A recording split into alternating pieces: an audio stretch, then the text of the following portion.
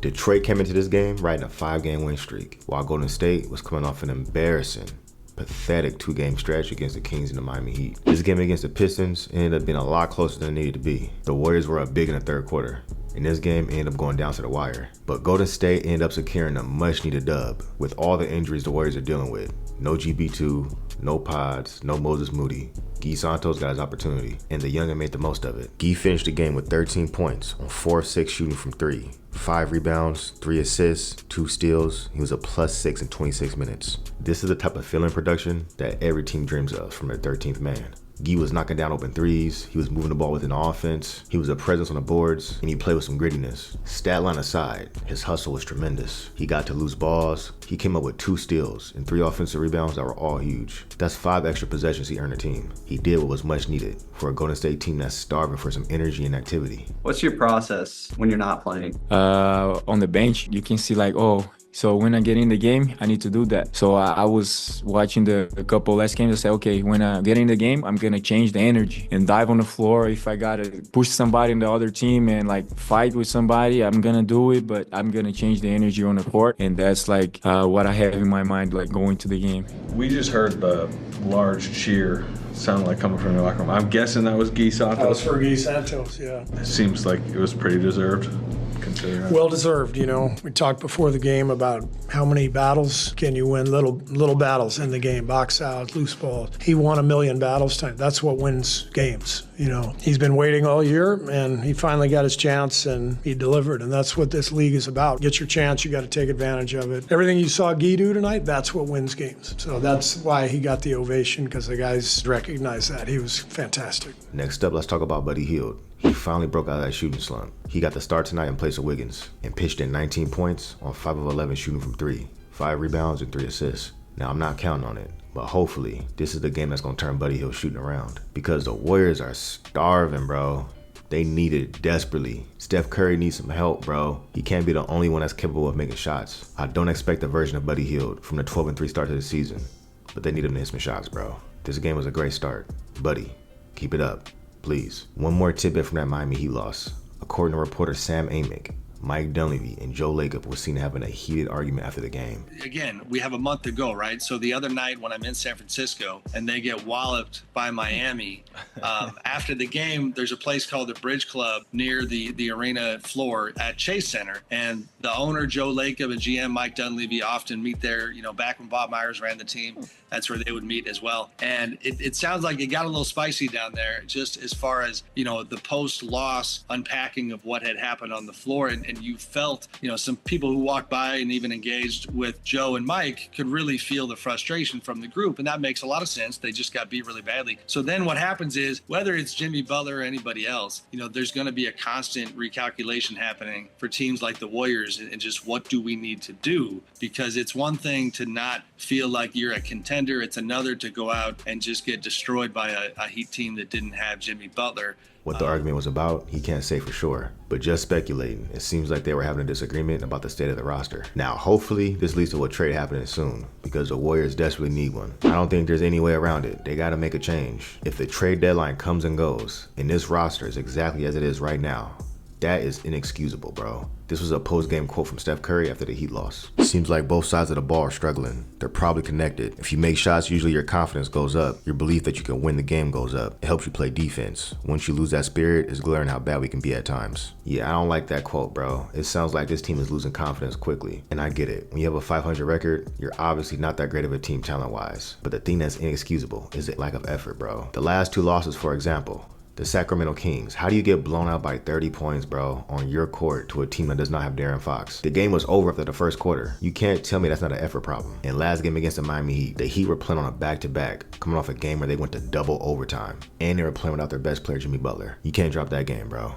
You can't drop that game. Steph Curry and Draymond, you guys are the leaders. You guys set the tone. There was definitely some questionable effort from them as well, especially in that Kings game. I'm gonna give Steph half a pass because the man is 37 years old and he's doing everything on offense. But Draymond, bruh, you ain't getting no passes. You're supposed to be the defensive anchor, the vocal leader, the heart and soul of the team apparently. Come on, man, galvanize your troops. Here's another recent quote from Steph Curry. So did they do enough? That's not for me to answer, but this is a collaboration and I just wanna win.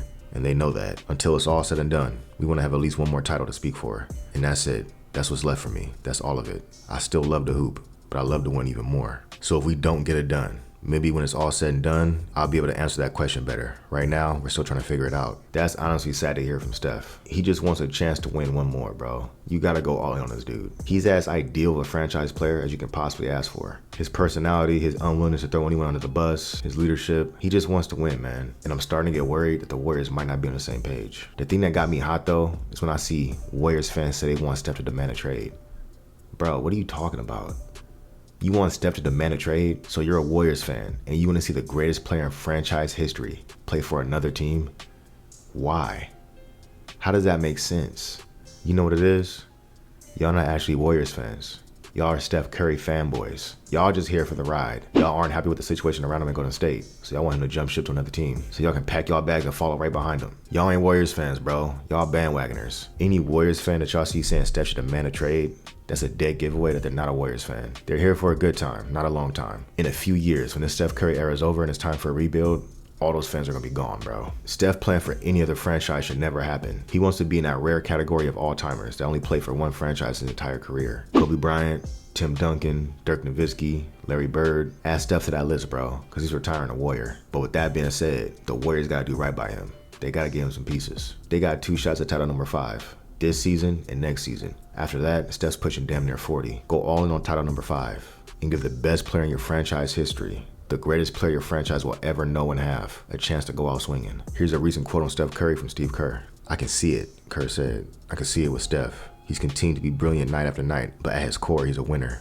He's a champion. He wants to compete at the highest level. We just saw it a few months ago in Paris. The best of the best. He takes over the fourth quarter when everything's on the line. That's who he is. That's what he lives for." So is he really struggling with the emotion of the team not being competitive right now? He probably hasn't had to deal with this since, I don't know, his first couple of years in the league. He's definitely struggling with it. Kerr also spoke on the Warriors' inability to get to the free throw line and generate and convert layups. Kerr says some of that is personnel. We're way at the bottom of the league when it comes to combined layups and free throws. Way at the bottom. That's not from a lack of confidence. We're not a team that gets to the line. We're not a team that gets easy baskets. So I think what's happening is our confidence is based on how our shots are going. That's a difficult way to survive. And it also shows how important Kuminga is to this team. He's the only one on the roster that has a downhill capability and can provide adequate rim pressure. Kuminga at his best is something like a baby Zion getting downhill. He's a monster with a full head of steam. When you take that aspect and that aggressiveness off this roster, who else is getting to the rim?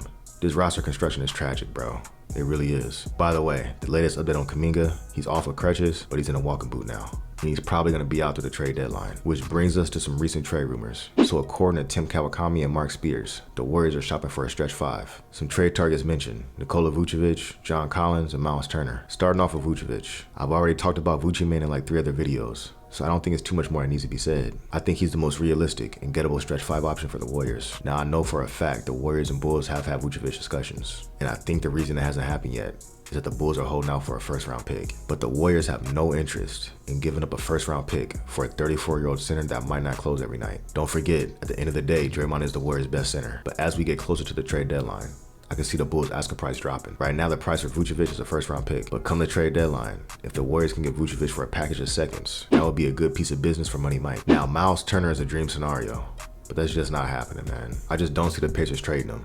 And if they were willing to trade him, it'll cost the Warriors Kuminga. Otherwise, the Pacers have no incentive to entertain trades. The Pacers just traded for 30-year-old Pascal Siakam to pair with their young star Tyrese Halliburton. Turner's a perfect fit next to Pascal Siakam in the front court as a stretch 5 that's a shot blocker. That center archetype is extremely rare to find. They're not gonna give him up for a first-round pick, bro. And trading Miles Turner would drastically set their team back. So while it's a dream scenario, it's just not gonna happen. Unless the Warriors include Kuminga. That's the only carrot the Warriors have that might get Indiana to bite. The next name listed is John Collins. Let's peep John Collins' season stats real quick. John Collins is averaging 18 points per game on 53% shooting from the field, 44% shooting from 3 on 3.3 attempts per game, 63% true shooting, 87% from the free throw line, and 58% effective field goal. He's averaging 8.3 rebounds, 1 steal, and 1 block. He's a solid player and a really good play finisher. Athletic and explosive, he would immediately become the Warriors' second best athlete behind Kuminga. And the fact that he's been shooting the 3-ball effectively these past few years makes him a really good offensive big man. He would check a lot of boxes for the Warriors offensively as a high-level play finisher, a lob threat with a huge catch radius, good hands, and a competent 3-point shooter. And he's always been a good rebounder, but what's always been the biggest problem with Collins is his defense and his contract. Collins is making $26.5 million this season, and he's owed another $52 million combined over the following 2 seasons. That's a lot of money to be paying a big man who isn't an all-star caliber player and isn't a good defender. I personally wouldn't trade for Collins. Yes, he will be useful, but I'm not a fan of how many players you would have to send out just to match his $26 million salary. You're basically gonna have to send out 3 role players just to bring him in. Some combination of GP2, Kyle Anderson, Buddy Hield, or Kevon Looney. You're turning over a lot of your roster for a dude that's basically been an empty stats, no defense big for the entirety of his career. I mean, the numbers look nice, but there's a reason no one's traded for him yet. He's considered a bad contract for a reason. I think this move is way too desperate for the Warriors. I'd much prefer Vucevic over Collins. He's also on a more manageable contract at $20 million per year versus 26 for Collins, which makes it easier to move on from him if you had to include him in a bigger trade down the line. But anyways, that's my 2 cents, and that's all I got for y'all. If I entertained you or you learned something new, do me a favor, hit that subscribe button. Also, if you want to support the channel, the best way to do that is to join my membership. Your contributions will go towards me making the best quality content for you guys. But anyways, I'll holler at you on the next one. Peace.